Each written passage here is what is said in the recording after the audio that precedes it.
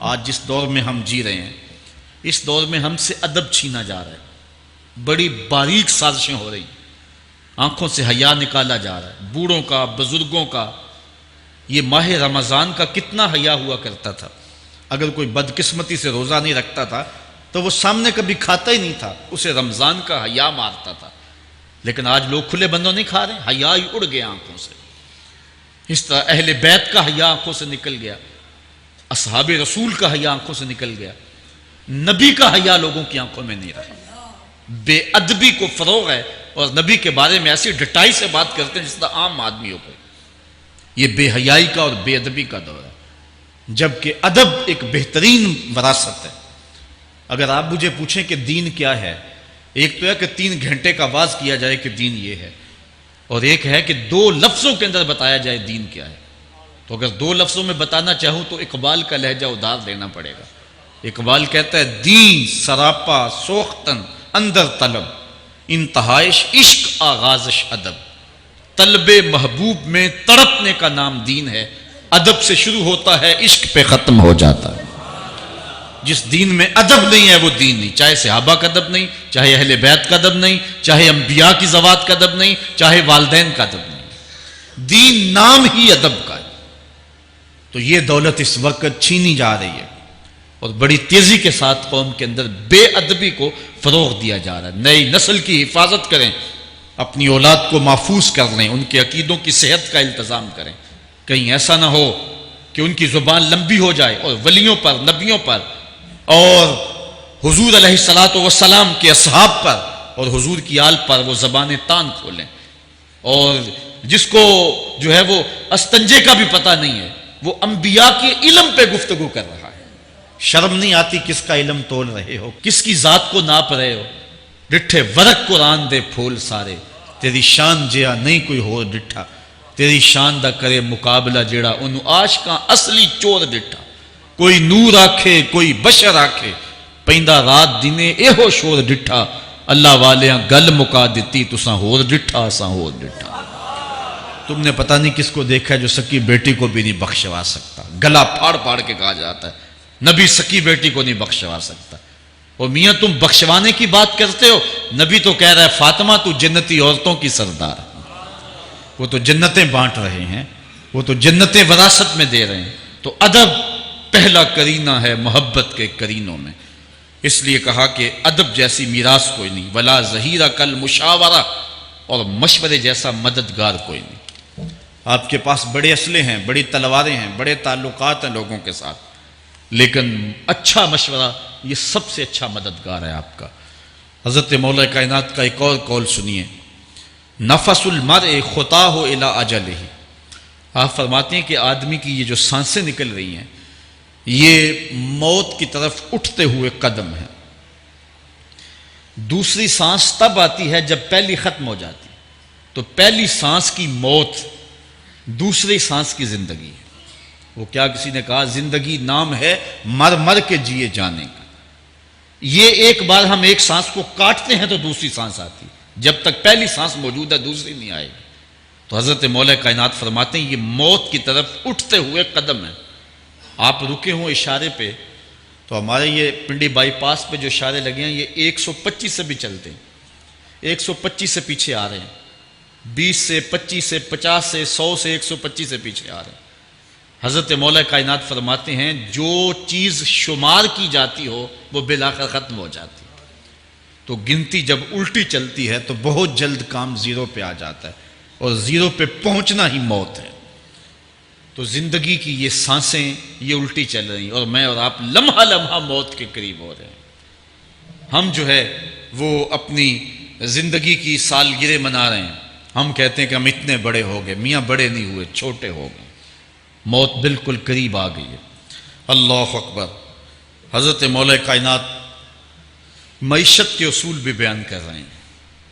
ما اعلی من اقتصد، جو میانہ روی سے چلتا ہے کبھی بھی کنگال نہیں ہوتا۔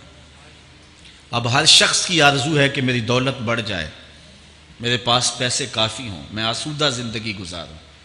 اس کا طریقہ کیا ہے؟ جھوٹی قسمیں، چالاکی، 2 نمبر مال بیچنا، ٹیکس چوری کرنا، بجلی چوری کرنا، گیس چوری کرنا، کیا طریقہ ہے پیسے بچانے کا؟ مولا کائنات سے پوچھیں، مولا علی سے پوچھیں۔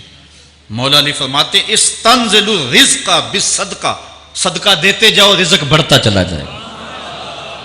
جو کماتے جاؤ اس میں کچھ حصہ رکھ لو اللہ کی راہ میں، صدقہ دیتے جاؤ گے تمہارا رزق بڑھتا چلا جائے گا۔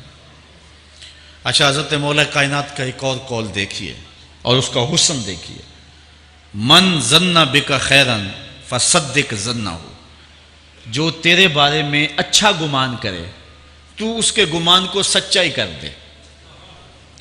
تو وہ نہیں ہے جو کوئی تیرے بارے میں گمان کر رہا ہے، لوگ تجھے اچھا سمجھتے ہیں، تو اچھا نہیں ہے، تو اچھا بن جا تاکہ لوگوں کا گمان ٹھیک ہو جائے۔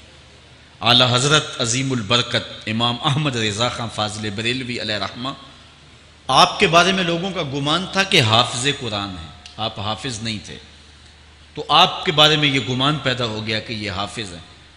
تو رمضان کا موسم آیا تو کسی نے کہا حضرت اس مرتبہ آپ ہی سنا دیں، تو اعلیٰ حضرت نے سوچا یہ میرے بارے میں اچھا گمان کرتے ہیں، چلو حافظ بانے جاتے ہیں۔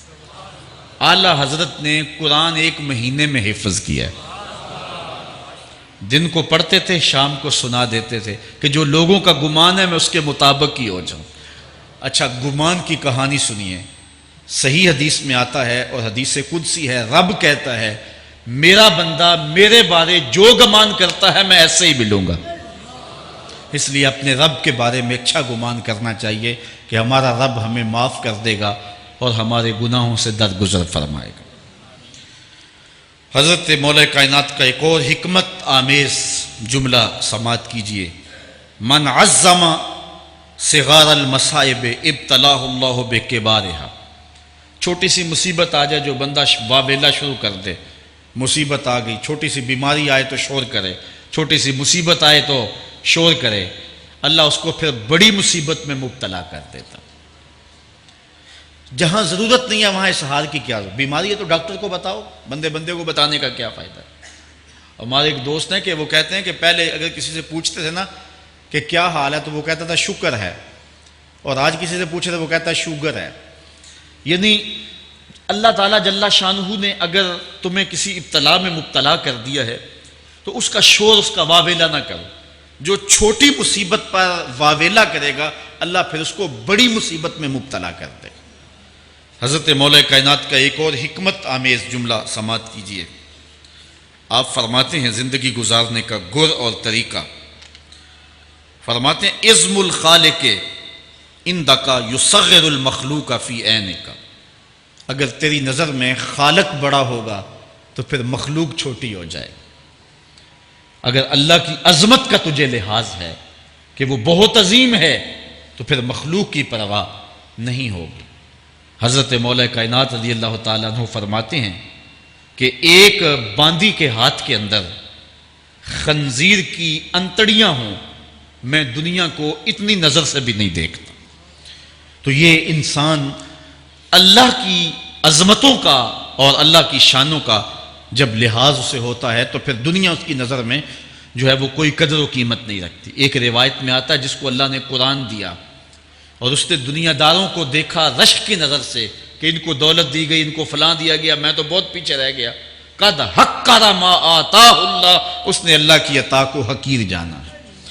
وہ میاں انہیں دولت دی گئی ہے، رب نے تجھے اپنا قرآن عطا کیا، تو پھر جو ہے وہ تو حقیر تو نہیں ہے، تجھے تو اعلیٰ چیز عطا کر دی گئی ہے۔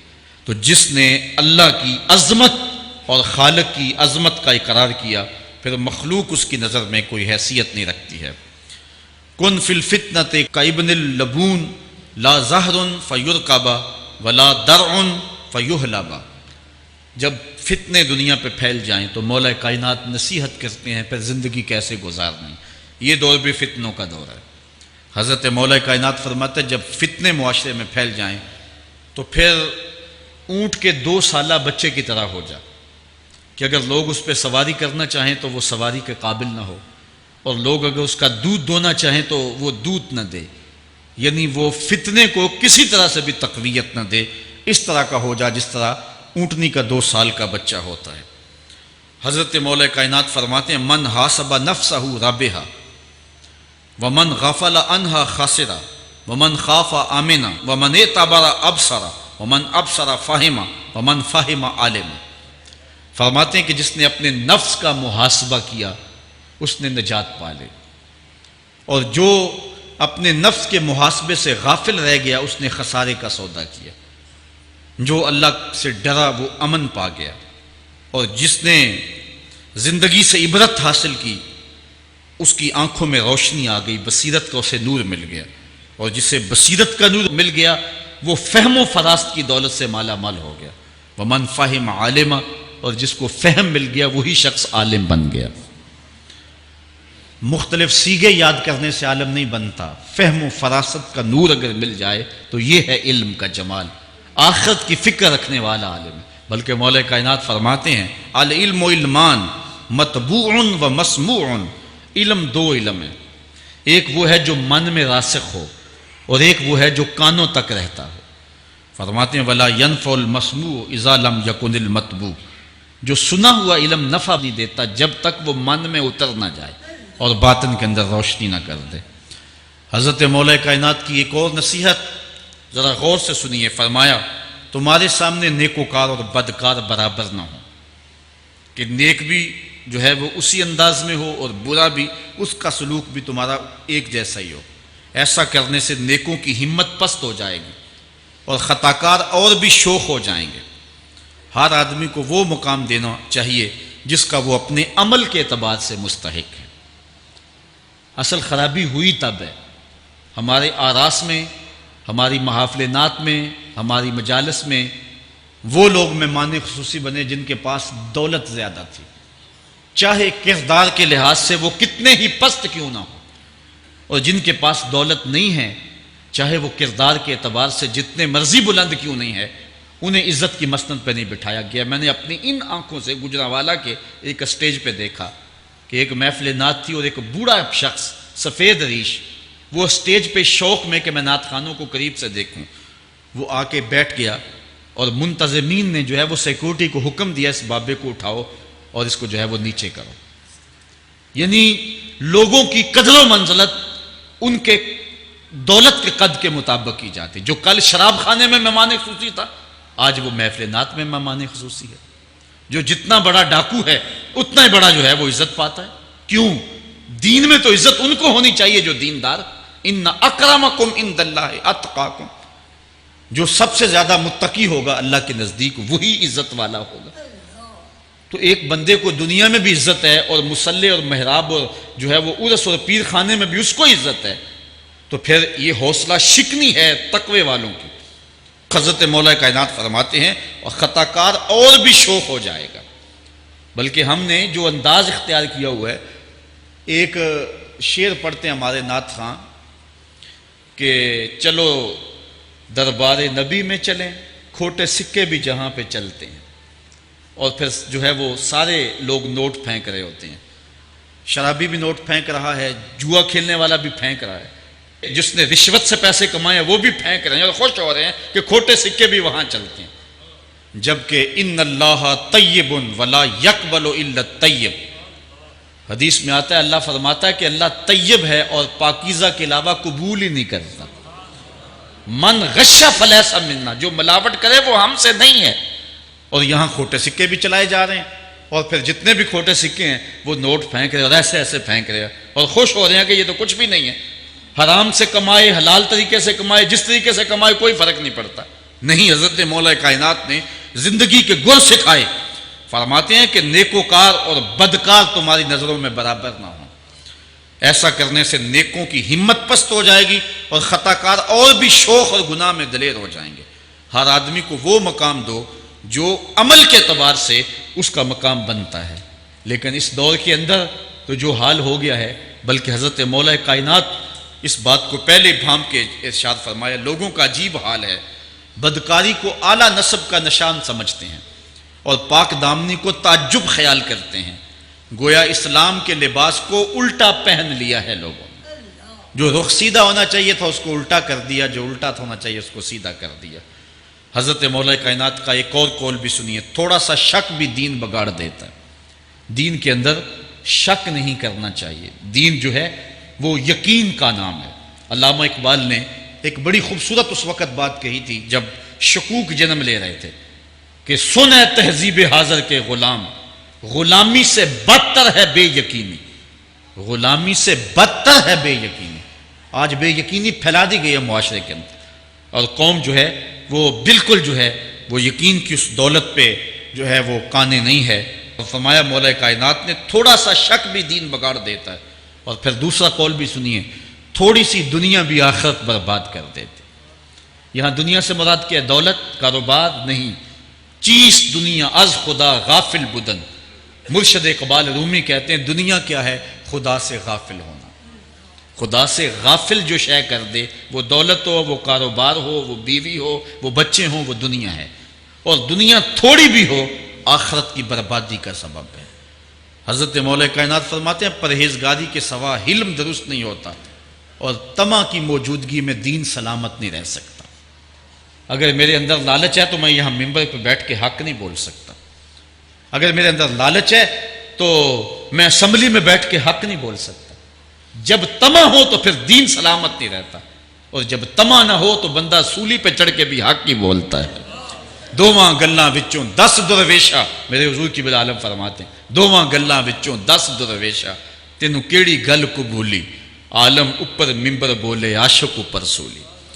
جب تک تھوڑی طمع بھی انسان کے اندر ہے تو بندہ پھر اس کا دین سلامت نہیں رہ سکتا۔ دین کی سلامتی طمع کو ختم کرنا ہے، لالچ بنیاد ہے دین کی خرابی کی۔